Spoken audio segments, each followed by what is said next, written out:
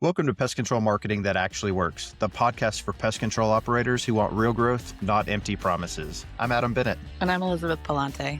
We're from Cube Creative Design, and for 20 years, we've helped pest control companies stop wasting money and start growing. Today's episode, your website is losing money. Here's how to fix it. Here are 3 key takeaways. First, the 3 questions your website must answer in 10 seconds or visitors leave. Second, the 7 conversion elements that turn visitors into actual phone calls. Third, how to diagnose exactly where your website is falling short right now. Okay, let's dive right in. First, your website is your most important marketing asset. You're spending money on Google Ads, SEO, Facebook, all driving traffic to your website.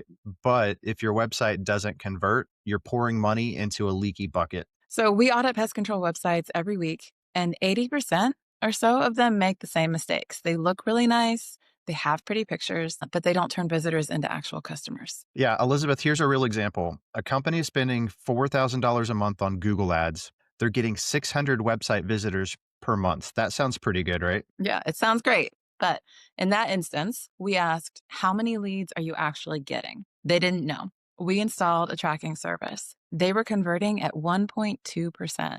That's 7 leads from 600 visitors. At $4,000 ad spend, that's $571 per lead, which is way too expensive. That's right. And, we rebuilt their website with the 7 elements we're about to teach you. Conversion rate went from 4.5%, same traffic. So now they're getting 27 leads. The cost of lead dropped to $148. So that's a 285% increase in leads without spending any more money in advertising. And that's the power of a website that actually converts rather than just looks pretty. Yeah, it's amazing. Okay, so most people judge a website in 10 seconds. So fast, 10 seconds. If they can't immediately understand what you do, who you serve, and how to contact you, they bounce, which means they leave. That's right. Your website has one job. You're going to answer 3 questions really fast. Question 1, what do you do? Seems really simple. The visitor needs to know instantly. This is a pest control company, not a landscaper, not a contractor, but pest control. That's right. So the second question, who do you serve? Are you only residential? Are you only commercial? Do you do both? Do you cover their city? And they need to know that you serve them. Question 3, how do I contact you? If they can't find your phone number or a contact form in 10 seconds, they're going to your competitor's site. It's just way too easy to leave and find something else that's easy to see. That's right. So here's an easy test. Pull up your website on your phone, set a timer for 10 seconds. Can a stranger answer all 3 of those questions? If not, you're losing leads. Okay, so let's walk through the 7 elements every pest control website must have to convert these visitors into leads. So when we're going to use a term that says above the fold, and what that means is that anything that you can see without scrolling.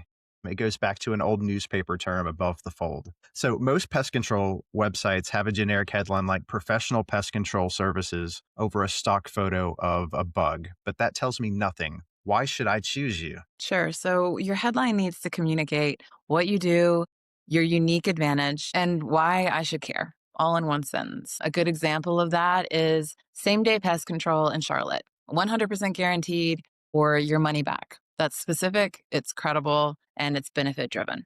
It's really clear. Here's another example. Family Safe Pest Control in Tampa, 25 years of protecting your home. So that tells me exactly what you do, who you serve, and that I can trust you. Avoid generic headlines. Be really specific where you can. Include your city, include a benefit or guarantee. Make it crystal clear why someone should choose you. And those specific locations really do make a difference, right? We see people who try to cover like all of North Carolina or all of a state, but it's going to really help you to hone that in and be specific to your audience. That's right.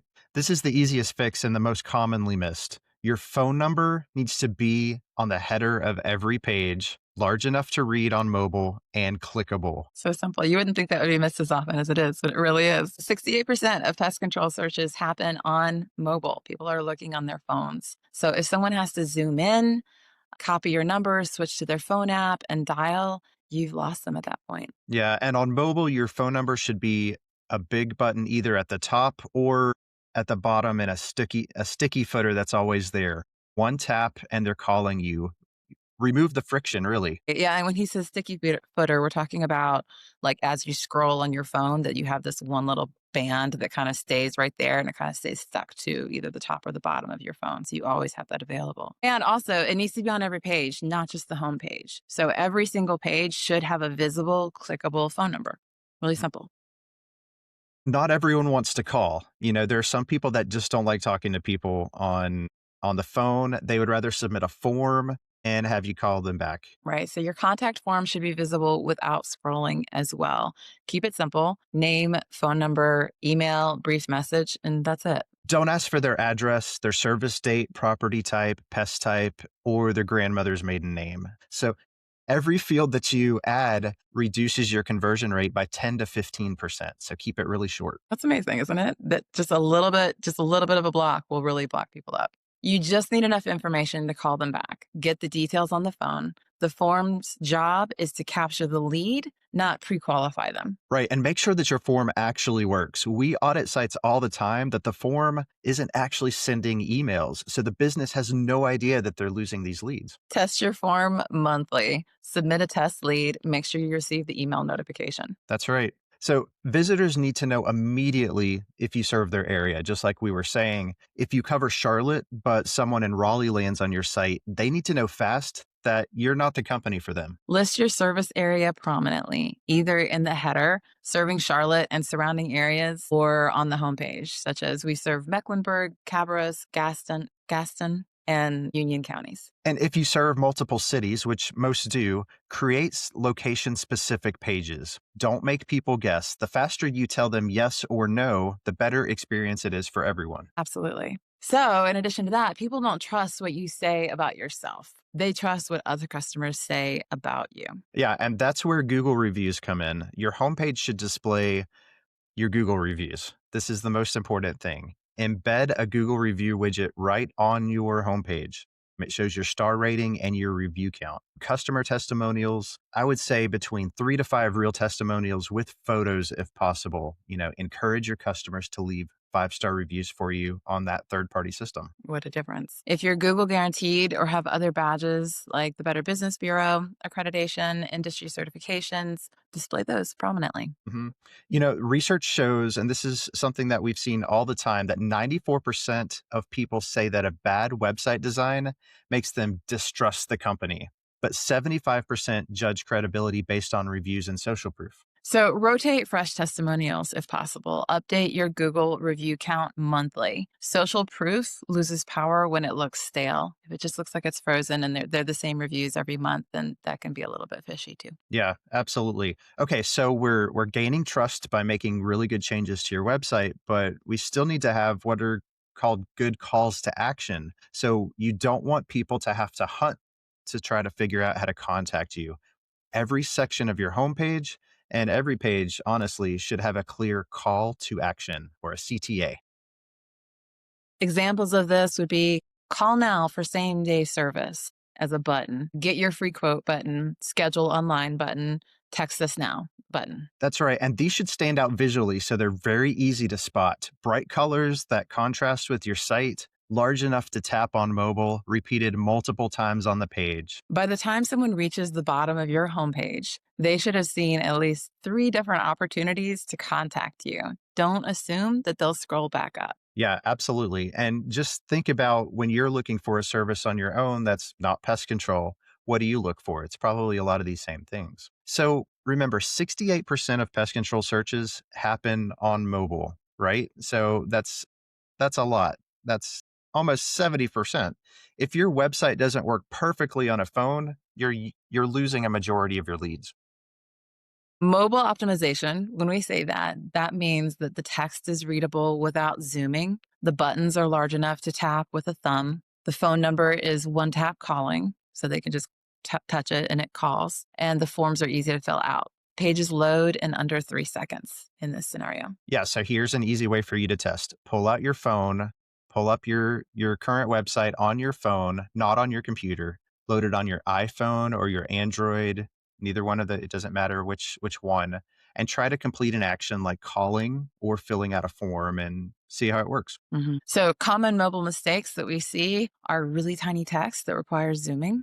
That's really frustrating for clients. Buttons that are too small to tap accurately. I think we've all been there where you're like just trying to get that one little tiny spot. Forms that don't work properly on mobile keyboards and images that don't load or they just take forever and they can't even see them. So if it's frustrating for your customers, Google takes that into account as well. So it takes this mobile usage and mobile friendly ability and ranks those sites that work better on mobile higher up in the search results. So mobile optimization just isn't just about your user experience, but it's about your SEO as well. Right, which is kind of fascinating, isn't it? Google can really pick up on those things, so it's a double win if you can get this straight. Okay, so moving into part 3 here is looking at where you all are right now and how your site might be falling short or Okay. succeeding.